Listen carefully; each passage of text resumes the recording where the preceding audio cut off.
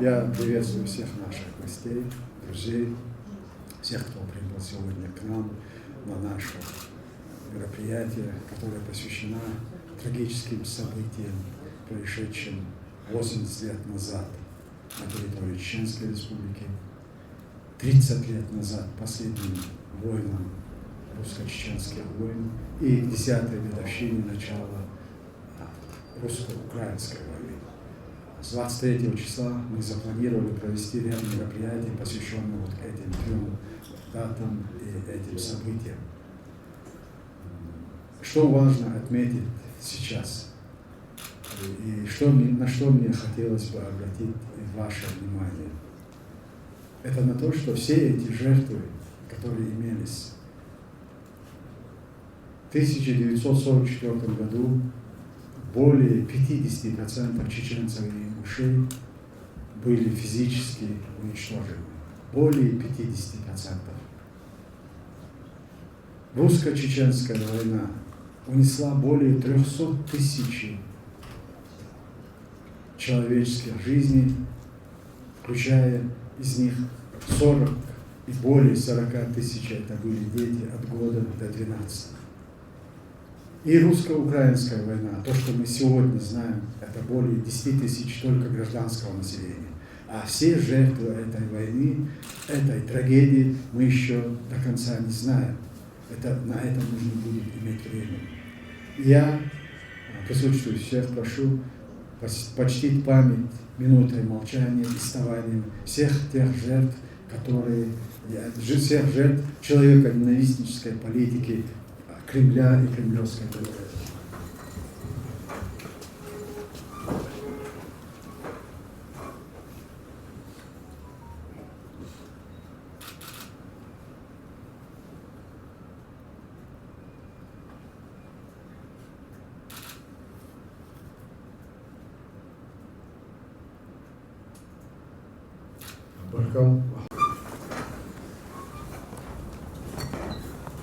Народ существует, пока от одного поколения к другому поколению переходят его традиции, обычаи и язык.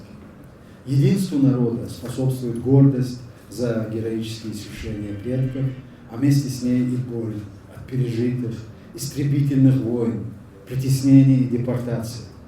Но как бы ни было больно, мы обязаны вспоминать те страшные и трагические дни и рассказывать о них нашим детям, чтобы не прервалась эстафета поколений. Ибо не только общий язык, не только общая культура и история, но и общее ценностное их восприятие превращает индивиду в единый монолит нации, независимо от всякого рода сиюминутных разногласий. Память – основа совести и нравственности, память – основа культуры. Хранить память и беречь ее – наш нравственный долг.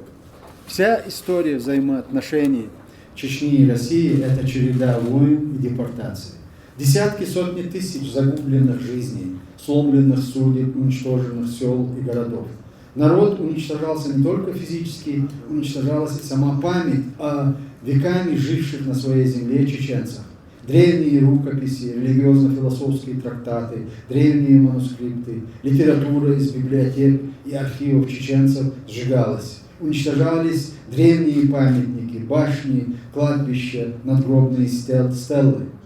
Российский историк и публицист Игорь Бунич писал: по масштабам гонений, по методам геноцида от массовых истреблений и депортаций судьбу чеченцев можно сравнить разве что с судьбой евреев.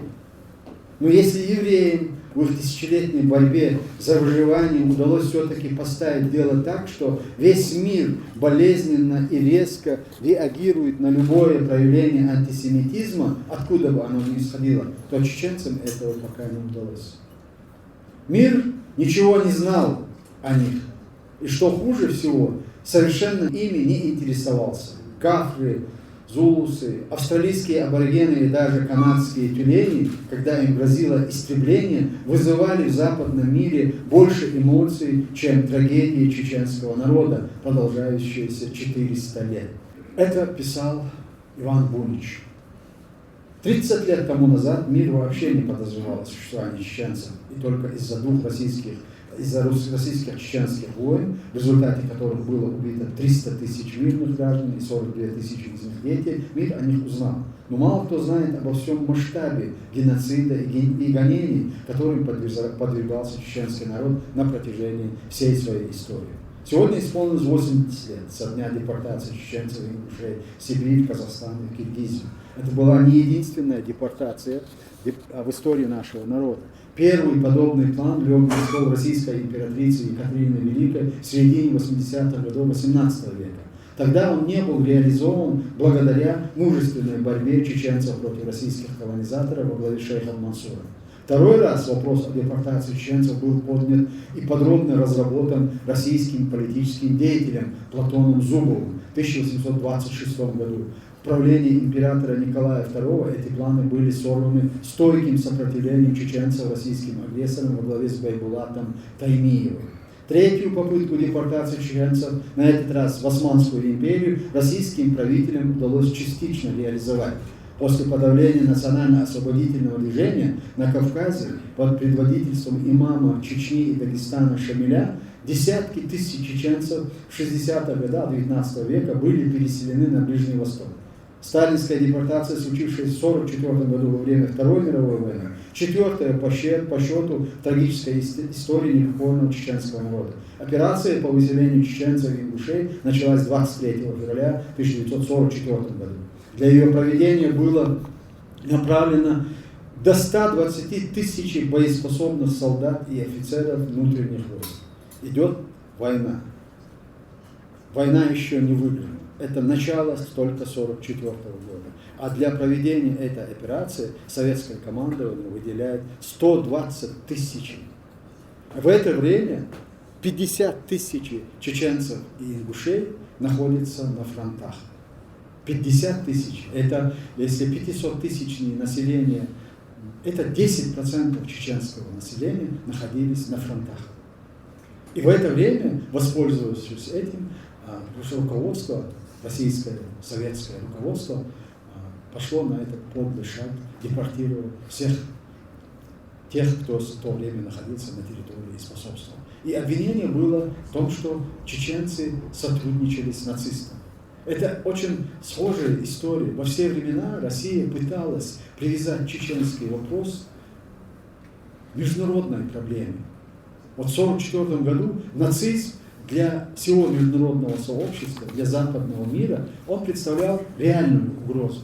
И для того, чтобы окончательно решить чеченский вопрос, Сталин и расисты, и русисты приняли вот такое решение, привязав чеченцев к этой ситуации, выслать и депортировать. Хотя, для просто всех не знающих, наша территория ни на один день не находилась под германской оккупацией. Поэтому о сотрудничестве чеченцев с нацистами и речи не могло быть. Это был просто предлог. Потом первая русско-чеченская война, она была начата под предлогом наведения конституционного порядка.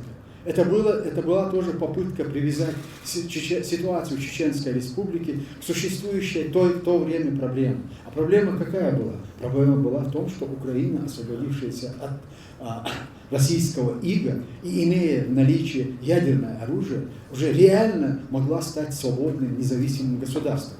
И американцы, которые с самого начала выступали против распада СССР, они делали все, во что бы то ни стало, чтобы Украина, если она не отказывается выйти из состава, но чтобы она отказалась уже от ядерного оружия. Предлог был прост, что контролировать ядерное оружие в одной стране будет легче, чем в нескольких странах. А на самом деле русисты очень хорошо понимали, и Ельцин тогда понимал, к чему это. Потому что они и не думали останавливаться, они и не думали расформировать или распустить Советский Союз или Российскую империю. Это был предлог. А для того, чтобы начать заново захватывать эти территории, которые только что якобы освободились, нужно было покончить с Чечней. И они сформулировали наведение конституционного порядка. Наведение конституционного порядка. Конституция Чеченской Республики была принята в 1992 году.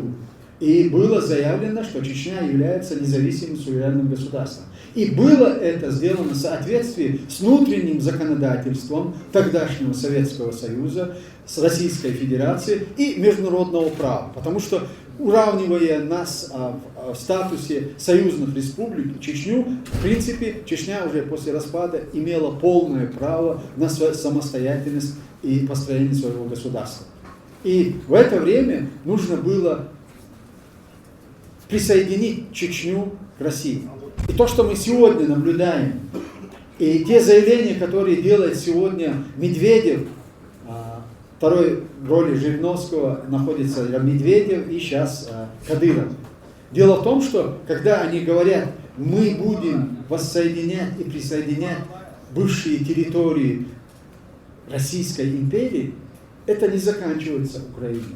Мы знаем, что Польша в свое время находилась в составе Российской империи. У них очень далеко идущие планы. И сегодня вот мы не зря и не случайно объединили вот эти три даты. 80 лет депортации чеченцев, это Кавказская война и советский период, 30 лет русско-чеченской войны и 10 лет сегодня продолжающейся войны в Украине. Нужно понимать, я вчера разговаривал с Адамом, а он мне показал то, что он написал в Твиттере. Его сын написал, сделал одно объявление, и он, ссылаясь на своего сына, сделал второе. Сегодня нужно понимать, и я, честно говорю, мы не случайно этот форум решили провести в Варшаве, потому что мы понимаем и знаем, что если сегодня Украина проиграет, следующее будет Польша. И вот какой аналог? Проходят годы, десятилетия, но суть империи российской не меняется. Дело в том, что череп, который русские варили чеченского бойца, держал в 1994 году держал в руках один русский солдат и вез его домой. Это черепа. У них было введено, если раньше они отрезали уши, то в первую началось отрезание голов и вывозение черепов. И вторая уже украинская война, один и тот же эпизод. Один держит голову чеченца, череп, а другой держит череп украинского солдата. И он говорит, это мне жена моего друга заказала, она хотела иметь у себя как трофей череп украинского солдата.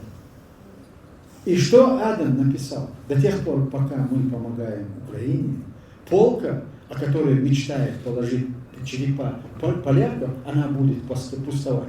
Но если мы позволим миру, если мир позволит сегодня проиграть Украине, это будет означать, что следующим будет Польша и пойдут дальше. Сегодня, это как ни парадоксально, нужно понимать, что Россия на самом деле, она сегодня стала намного опаснее, чем когда-либо. Если 10 лет назад, 15 лет назад она как-то краснела, и им было неудобно говорить о тех нарушениях, которые они совершают. Они пытались найти какой-то предлог и прикрытие, ширму для своих выступлений. А сегодня они открыто выступают. Сегодня они открыто заявляют миру, мы будем вас уничтожать.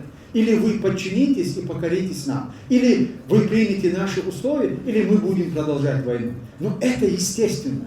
Любая империя, она живет и существует до тех пор, пока она ведет войну.